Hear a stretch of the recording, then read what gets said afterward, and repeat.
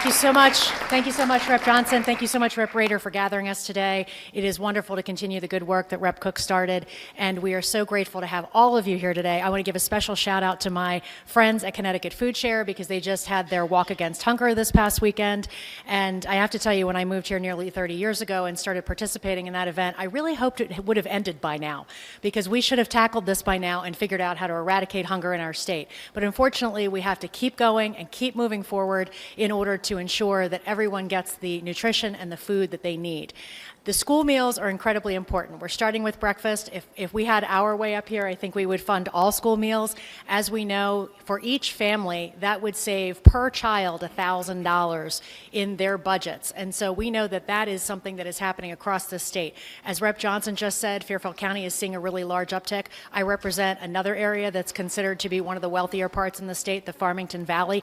Obviously, we have significant ALICE numbers, and so that makes it even harder for those folks who don't necessarily qualify for SNAP.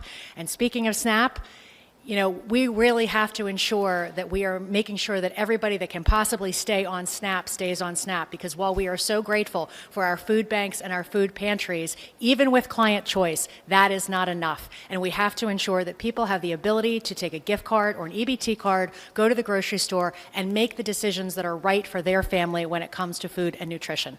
So I am so grateful that this event was put together today, because we constantly need to be re-educated by all of you who are experiencing this in your communities, so that we understand that there is no one-size-fits-all solution, and so that we can do whatever we can to ensure that none of our neighbors